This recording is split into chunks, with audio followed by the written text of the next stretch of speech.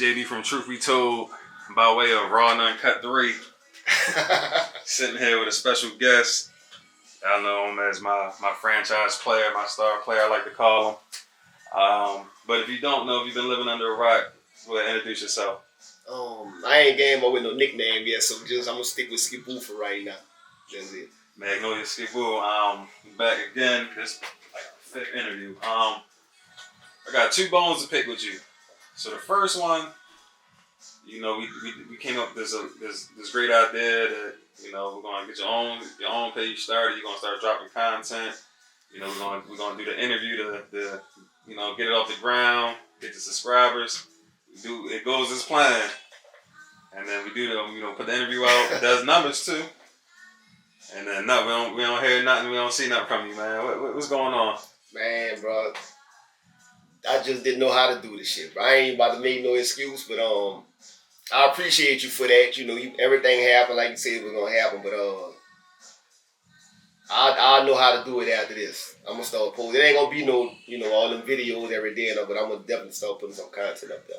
Okay, so after this interview, as you saying, you're gonna get active. Yeah. All right, cool. So you heard it, and it's funny because it was somebody left a comment on one of the videos saying that after we put that interview out, you ain't gonna do nothing, and you ain't do nothing else. But y'all heard it here first. After this interview, he gonna start putting out content. Yeah. All right. So that was the first bone. The second bone, you know, I watched the Chill Will and Gangsta interview. Chill said that you told me that you didn't hit Dana. But Chill told me that you was taking her up and through there. That's what he said on Gangsta channel. If you've seen it, I don't know if you've seen it or not. Yeah, I saw that. Somebody said it to me. A few people really, but Chill, bro. I told me and Dana was cool, but that never happened. I never touched Dana. I used to mess with her friend. For real, like I wouldn't lie. If I did, I'd be like, yeah, I knocked her ass on back then. But no, I never. Man, he said you was doing some things to her. I said, hold on, I know my dog ain't lying to you, man. So you saying you ain't never messed with Dana? Never. All right. So Chill he just probably assumed. He assumed like other people did. So ain't nothing wrong with that. Shout out to Dana too. But yeah, so I seen that, man. I started cracking up. I might have been one of the people that sent it to you too. I was cracking up like that. You did, yeah. I said, you down bad. You started cracking up. Yeah. I'm like, oh, hold on, man. There's some truth to this. You like, nah, he just ain't never happened. All right, cool. So moving on, we're going to jump right into it. So, like I said, this is like our 4th, 5th interview. So our first interview, we kind of like just kind of set the tone.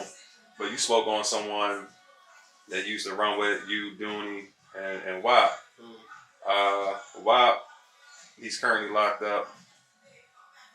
We know the backstory of, you know, y'all falling out, I guess you can call it, when you was locked up doing that 12 years. What is you and Whop's relationship like as of today? Let me say this first, bro. I really got love for dude. Like I still look at him like a brother, even though, you know, we had our little the shit that went on or whatever. And I mentioned before, you know, dude left me for dead. And before I got out of jail, I reached out to him. I reached out to Whop, you know, to get in contact with him, kind of checking on him on some shit, you know. But right as of now, like, I don't fuck with him no more. He done some shit.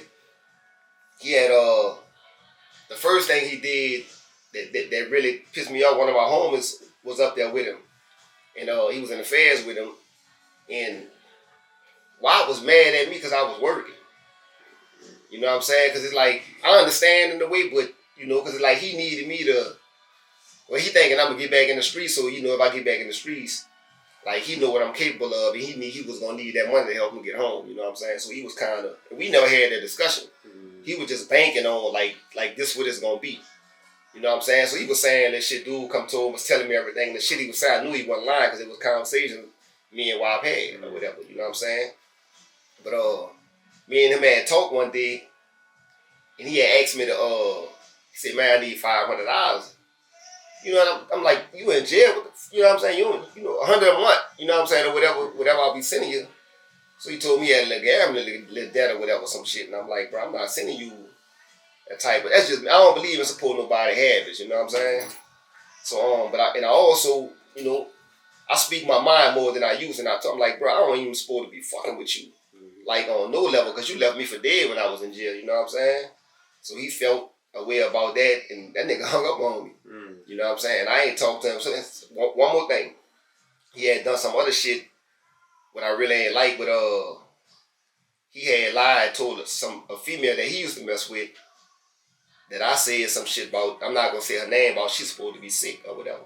I never told him that. We never had the conversation. But he called me after he did it, and he told me about it. So, soon he told me, like, why the fuck, why you use me up? Why you ain't say somebody else, you know what I'm saying? So I told him, like, bro, straighten that up, call that chick and fix that. Because me and chick was cool. And so when me and him got off the phone, I called her. Dog, when I called chick, she went off. I just let her vent. Because I know how she feeling. Because, like I said, the shit, it was all a lie.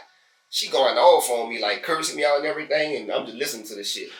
So as soon as she finished talking, I told her, what happened. And while I'm on the phone with her, he called. So, he cleaned the shit up or whatever. She called me back. She apologized. And that was that. But I ain't talked to him since. How long ago was these conversations, would you say? Man, it been over a year. I ain't talking, like, we ain't hollering over a year. So that's fairly recent though. Yeah. But that little segment before we move forward, there's a lot to unpack on that, everything you just said. Going back to, it's crazy. I mean, outside looking at, I don't get out of grown man business, but for him to leave you for dead when you was locked up, and him to expect you to hold him down while he locked up, and you was still holding him down. Right. That's kind of, kind of crazy to you. It is, and dudes don't be seeing it like that. See, when it's like when the shoe on the other foot, I know how I am. When dudes I fuck when they in jail, I make sure you're straight if I'm able. You know what I'm saying? And me, him, and like I said, we did what we did together. I never like eliminated him from that equation or whatever he did, but he always on this family shit. And I'm like, dog, what happened to the family shit when the shoe was on the other foot? When I was back there, when I needed you, you know what I'm saying? He don't be want to talk. He like, man, as you always say, man, you gonna hold that against me that door? I'm like, yeah, you said fuck me in so many words, you know what I'm saying? So. And I remember one of our early interviews, you said that he said, forget doing the his girl. Yeah. So it seemed like he was just out for self at that time. Yeah. But now he kind of like looking for you to help him out. And you were still sending him money, like I said. Do you think that's a relationship you care to like men? Fuck no. I ain't into fixing nothing, especially if nothing I ain't break.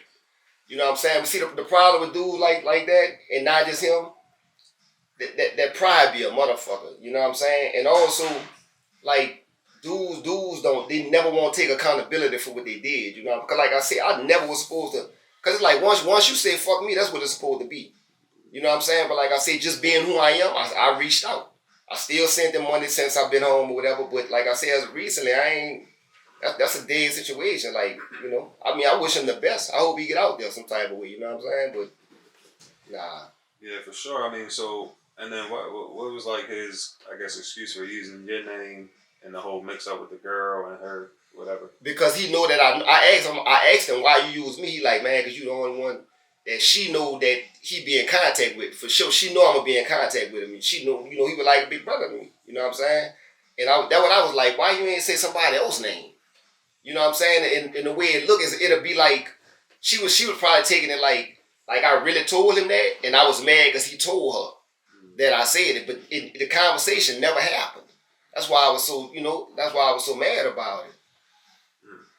So when y'all was like out on the street, you, him, and Dooney, what type of person was he? Like like, I guess you could say, quote unquote, were the red flags there? Like he was like a selfish person, or were y'all all like kind of like brothers and family at that time when y'all was on the street? Bro, we was hard on this family shit. I value my friendship, bro. You know what I'm saying? And we was hard on this, like we brothers. We always talk about, man, it's us against whoever. We always had that mentality, you know what I'm saying? But I never saw the signs of the selfish. Now I saw the signs of the he won't be looked at as the big dog. You know what I'm saying? I saw that. Because when all of them bought our cars, we had just got hit. So each one of us supposed to go get a used car. We get $10,000 a piece. Go get a car. Just go get something for around. Because we really had on our mind, we about to like really bust their ass when you do come out with our whips or whatever. But he went and got a vet. I bought a 929, but doing it bought a Riviera. Whop go get the vet. You know what I'm saying? And then like we always grin like it ain't time for that yet. You know what I'm saying? But he trying to keep up with certain dudes out the hood on some shit, you know, but it is what it is. And he not from the Magnolia, is he? Yeah. Oh, he is. Yeah, he grew up back there. Oh, got you. So he tried to go with the vet. So is it a reason why you think like, so y'all was getting all this money? How did y'all like get to the peak that y'all were getting like the connect and everything? Like, how did that come about? That when we first started getting, now Whop got people in the St. Thomas. He used to go back there all the time, right? So they had this dude named